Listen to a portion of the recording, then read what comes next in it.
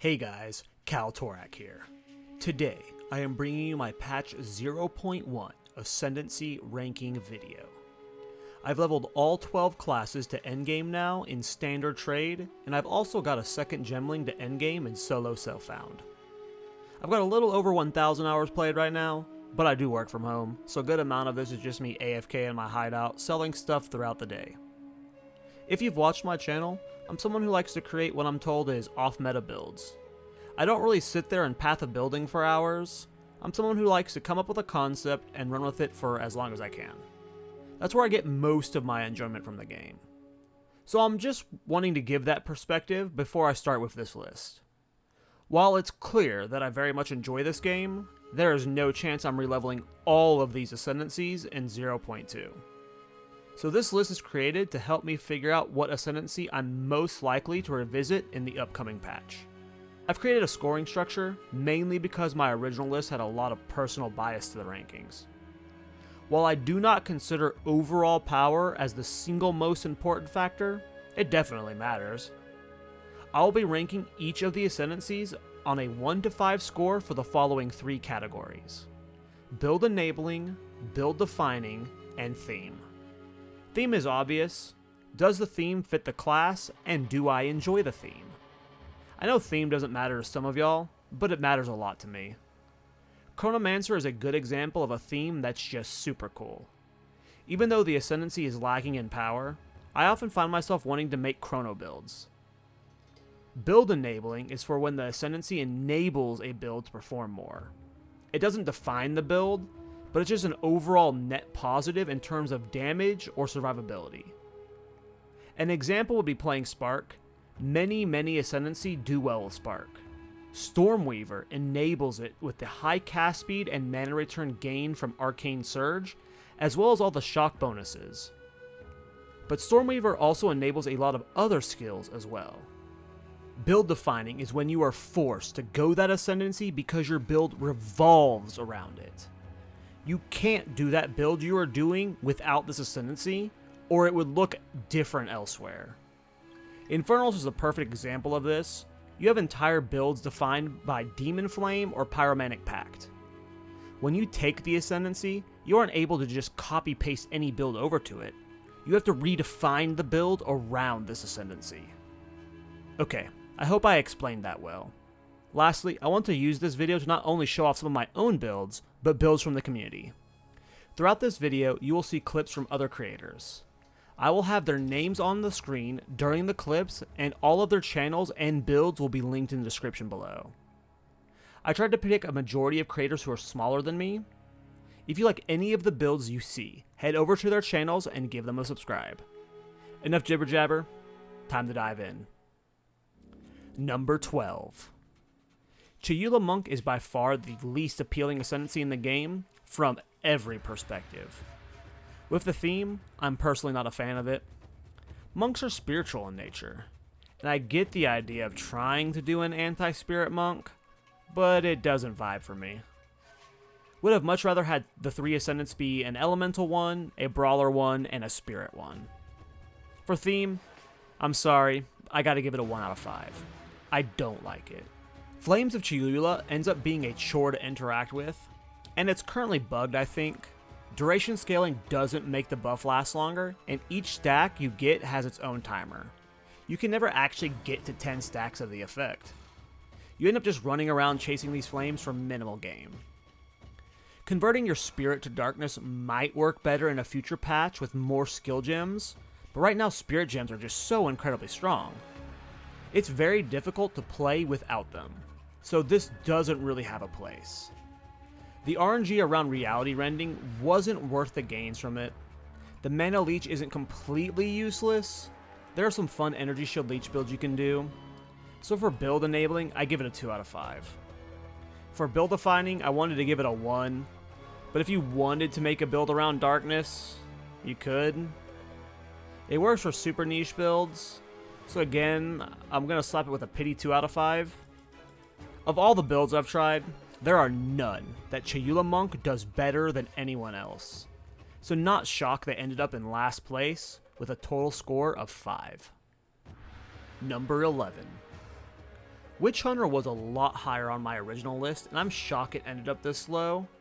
I've done some pretty fun Thorns build with Witch Hunter that wouldn't work on other Ascendancies. This Ascendancy has a lot of potential, but as of right now, I'm just not vibing with it. Zealous Inquisition helps a lot with builds that struggle with AoE. The reduction of concentration on bosses ends up being fairly useful. For my Magma Barrier builds, it'll lead to bosses using skills less and melee striking more, enabling Magma Barrier easier. And while I have not personally utilized the additional weapon set skills, I do see builds in the future being able to min-max this very well. For these reasons, I want to give build enabling a 3 out of 5.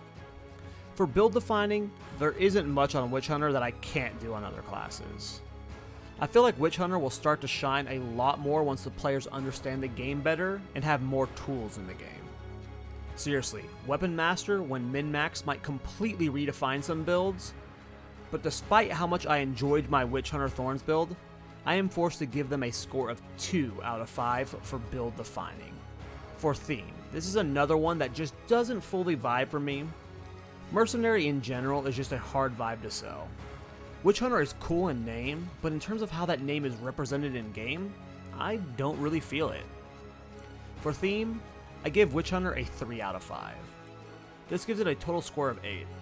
As it stands right now, I just don't see me wanting to revisit Witch Hunter in 0.2. Number 10. I know a lot of you are probably shocked Gemling is this low on the list. If this was a power ranking, it would be top 3 for sure, maybe even first. In my original list though, I had it ranked 12. I really don't like Gemling. I understand why it's so popular, but I find it to be just so incredibly boring from a design perspective. However, this class is the reason why I made this list. It would be just wrong to list them at 12, because man, Gemling is strong. In terms of build enabling, this is probably the single best Ascendancy in the game. What does your build do? I don't care. Gemling makes it better.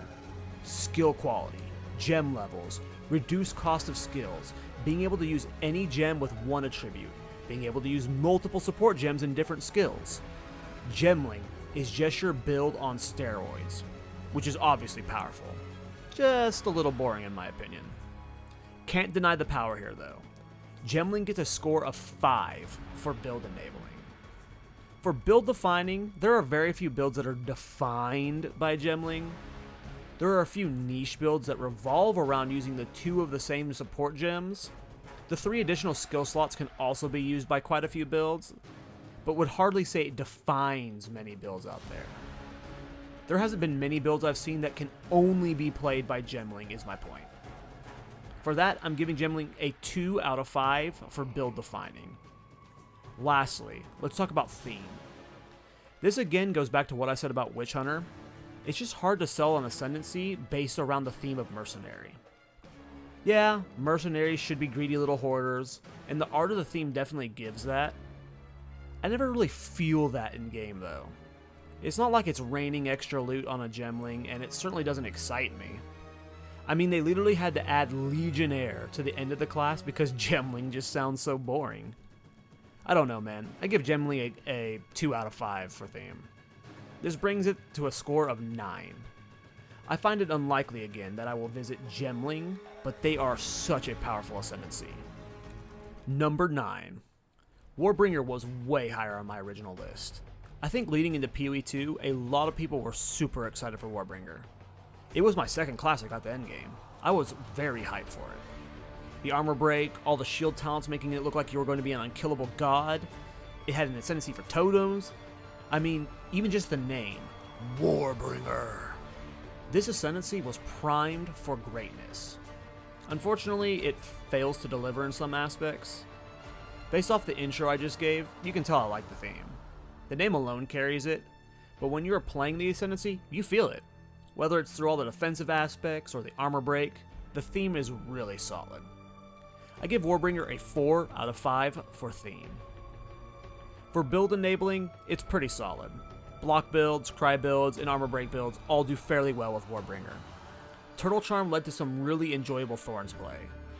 For build enabling, I give it a 3 out of 5. For build defining, I also give it a 3 out of 5. Specific Cry and Armor Break builds do very well with Warbringer, and a lot of shield builds default to Warbringer because of Turtle Charm. Unfortunately, other aspects of the Ascendancy struggle. I think Ancestral Spirits might be the worst Ascendancy passive in the game. Seriously, I tried this on my Dark Effigy Warbringer. Yikes. I think I would rather have the extra storage space from Titan. These guys seriously feel like they do nothing.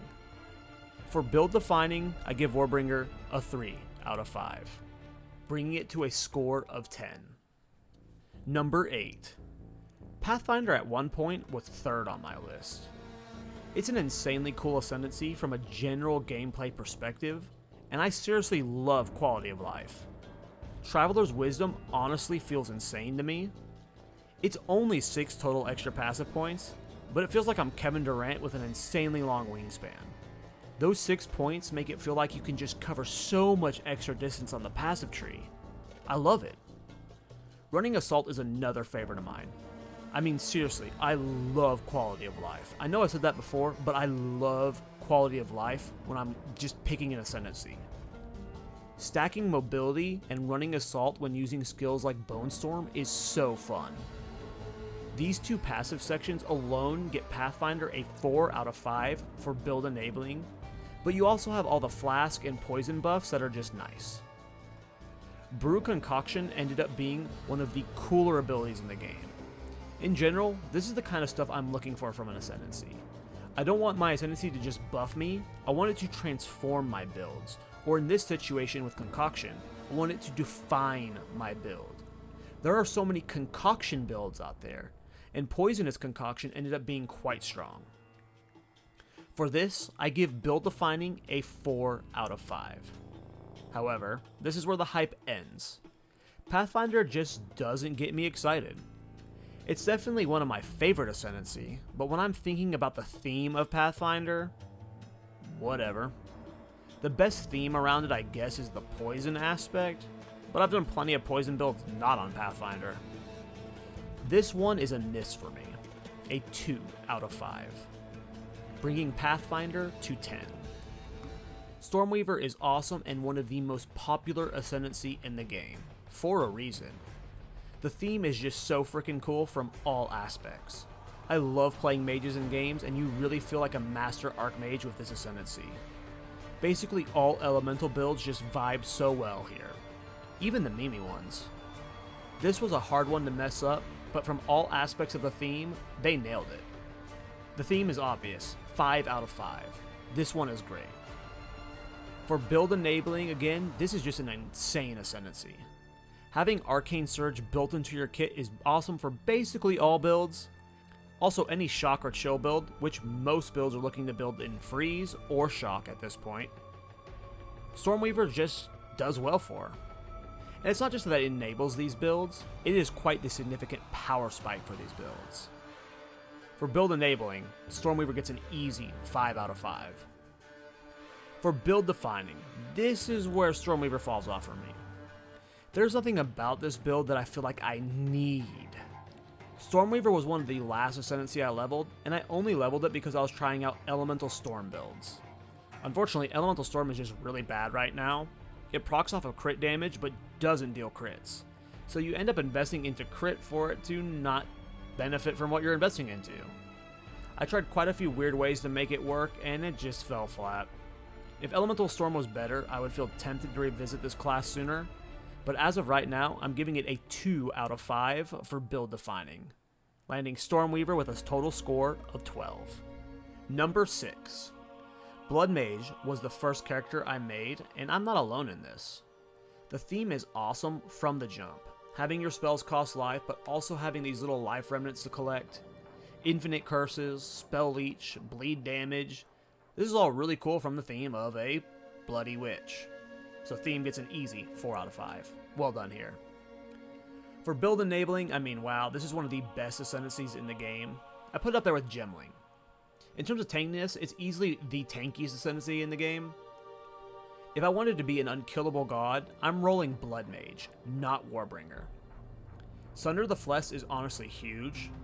There are quite a few spells with a horribly low base crit. This enables a lot of those skills to perform well with crit builds. My Arctic Armor Poison build does really well on Bloodmage because of the base crit of Arctic Armor being so low. This Ascendancy is awesome for almost all spell-based builds, so I'm giving it a score of 5 out of 5 for build enabling. For build defining, we do okay here. Really, the only thing that defines Bloodmage builds are when you want to go a crit build on a spell that has a low base crit. Blood Barbs is cool too for elemental bleed builds, but otherwise, I'm not defining anything around Bloodmage. For this, it gets a score of 3 out of 5 for build defining. A final score of 12. Okay, from here, these are easily my favorite classes. I am most certainly leveling all 5 of these again in 0.2, and they are all honestly really close to me. Whether it's revisiting old builds or trying out new builds, these 5 Ascendancy are by far my favorite of the current set. Number 5. Going into PoE 2, Deadeye might have been the least exciting Ascendancy for me, but it's quickly become one of my favorites. Starting with the theme, I think it's awesome. Zooming around the map as this fast, agile Legolas, shooting multiple arrows at once, untouchable and powerful. This is everything I would want from the theme of an archer class. 5 out of 5 for theme. For build enabling, I find Deadeye to just be so incredibly powerful. I think Tailwind is one of my favorite Ascendancy points. When you are at max stacks, you feel awesome. The move speed bonus, the additional evasion rating, the extra skill speed. Every build I've done using Tailwind just feels so much better. The extra projectile was amazing for my ballista build, and the damage increase from far shot or point blank is also very good. For build enabling, it gets a 4 out of 5. For build defining, it doesn't have a lot going for it, except if you're just using a projectile build that you get the benefit from that one additional projectile. So what it does define, it does very well, I guess. Again, I love Deadeye on my ballista build. I've done it on both my Gemling and my Deadeye, and the extra projectile just feels so good here. I've seen a few builds utilize the extra mark, and again, Tailwind is fantastic for any bow build looking to just speed through mapping. For this, I give build defining a 3 out of 5. Final score, 12. Number 4. I think Invoker is arguably the most well-rounded Ascendancy in the game, and I think when we talk about executing on a theme, Invoker is one of the best. Meditation, master of the elements, a spiritual-based Ascendancy but also has the fury of the Avatar. Easy 5 out of 5 for theme. For build enabling, this is another banger. A lot of Invoker builds are cold or lightning based right now, and there are quite a few fun meta skill builds where the Soul Springs Eternal is nice for. For this, I'm giving build enabling a 4 out of 5. For build defining, again, this is where Invoker slightly loses me. There just aren't many builds that I see that can only be done on Invoker. I tried quite a few Unbound Avatar builds. While the ability was cool, I was just doing other builds that were trying to utilize ailments to get a perma Unbound Avatar. Elemental Expression was okay, but it ended up being too gimmicky. I don't see me returning to Invoker for any of these skills necessarily, but mainly because I love the theme and the gameplay of Monk, and Invoker just fits best for most Monk skills right now. For this, build defining gets a 3 out of 5. Honestly, most of what defines Monk right now are really just their awesome skills, but not so much the Ascendancy. Final score for Invoker is a 12. Number 3. I think most Chronomancer mains selected this Ascendancy before reading what any of the passives did. I mean, the theme just giga carries it. Who doesn't want to be a Time Lord? Then, when you look into it and you see rewind time mechanics, a time stop, cooldown resetting, I mean, it's just so cool. For theme, Chronomancer gets a 5 out of 5, and honestly, it might be my favorite theme, and why I put it above Stormweaver and Invoker. For build enabling, Chronomancer is okay. The cooldown reset is nice for skills that have a really long cooldown. Apex of the Moment is really nice, especially in Incinerate builds. Using Incinerate combined with Temporal Chains and Apex of the Moment makes it incredibly hard for any mob to touch you.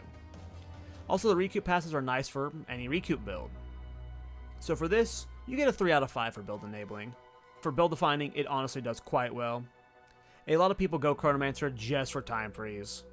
Doesn't matter what build they are playing, they just want to stop time. This spell is one of the coolest in the game. Again, I also love Apex of the Moment. All of the rewind time shenanigans. Yeah, this Ascendancy slaps. 5 out of 5 for build defining. This earns Chronomancer a score of 13. Number 2. Okay, so I think Titan might actually be my favorite Ascendancy for build crafting, and by far. If there were no new Ascendancy coming in 0.2, I would 100% be leveling Titan first. If I had to pick only one Ascendancy that I could play and make builds around, it would be this one. I love this Ascendancy. It takes everything I hate about Gemling, but just does it better. And it's really all from just one passive. For theme, this might be the weakest part of the Ascendancy. The name Titan is awesome, but you never actually really feel that in game. Yeah, you stun more, you got 15% more life, all your stats are a little bit more Titan-y, but you really don't see that in game. You feel it in the math, but in the gameplay? Plus the fact that one of the Ascendancy passives just gives you a purse? I don't know. For this, Titan gets a 4 out of 5 for theme. Good, but maybe if your character was like a little bit bigger or something, I would feel more like a Titan. There's some solid stuff with Titan, but I'm not really going to talk about anything else but hulking form. I think this is the single coolest Ascendancy passive in the game. From a build creating perspective, it is just so damn cool. Again, it does what Gemling does, it just makes whatever build you are doing better, but it does it in such a creative way. There are so many cool ways to build around hulking form. I have my Skeletal Sniper Titan that uses hulking form to super juice all of the minion nodes. I have my Shield Charge Poison Titan that uses all of the attack and physical damage nodes to juice the damage of Shield Charge. You have builds that maximize skill effect duration nodes to get longer lasting effects, or skill effect reduction to get skills like Living Bomb and Eber Fusillade to detonate faster. Maximizing curses and area of effect to be an untouchable god. Hulking form, in my opinion, is the one thing in the game that has the most potential long term. So much fun will be had from hulking form. I don't care what the rest of the Ascendancy looks like, hulking form gets both build enabling and build defining a score of 5. I will always be going this Ascendancy. It's too good. Final score of 14. Number 1. Infernalist is everything I want in an Ascendancy. It is so damn cool from top to bottom. The theme is just incredible. Whether you want to discard your mana to be a Pyro Fiend, or actually turn into a Fiend by succumbing to your demonic form, this Ascendancy is the best. Infernalist was my first character that I cleared the endgame on, and I purely went it because the demon form looked cool. There isn't a theme better than Infernalist in PoE 2. They nailed this. For build enabling, if you haven't seen Uncapped Demon Flame, it's quite insane. You can get up to hundreds of stacks, which makes most spells one-shot bosses. Seriously, I was able to kill most bosses in the game with only Arctic Armor. No poison, no weird scaling, it was all Demon Flame. I've done Demon Flame Spark builds, and I've seen a Demon Flame version of about every single spell out there. Not to mention that it's one of the most versatile and defensive Ascendancies out there. Altered Flesh is seriously insane. Then I've seen quite a few builds invest into a lot of the Badot options. A lot of summoner builds go Infernalist by default for Badot's Will. And then we have the way Demonic Possession and Pyromanic Pact work. It's just perfect. Both of these Ascendancy nodes, they are so unique in their design from the rest of the game. You can play a Spark Infernalist, but if you were to take Stormweaver Spark and then copy and paste it over to a Demon Flame Spark, you would not have the same success. You have to completely redesign your builds around these two Ascendancies, which is what I want. For theme, build enabling, and build defining, Infernalist gets the scores of 6, 6, 6, bringing it to the final score of 18. What do you guys think of my list? Again, this isn't exactly a power ranking, but more of a vibe ranking for going into patch 0.2. The classes that ended up with the highest scores are just the ones I'm most likely to revisit in the next patch. But honestly, there are no bad Ascendancies, except maybe Chayula Monk. Hopefully patch 0.2 changes that though. You guys, let me know what your list is down below. If you don't want to do a full list, give me your top 5. I'm seriously curious what you guys think. Anyways, if you enjoyed the video, please like and subscribe. I will be streaming the launch of patch 0.2 on both YouTube and Twitch, so come hang out. Please check out all the wonderful creators I listed below. Apologies to Darth microtransaction, we once again ran out of time. Take care, boys. See you in the next one.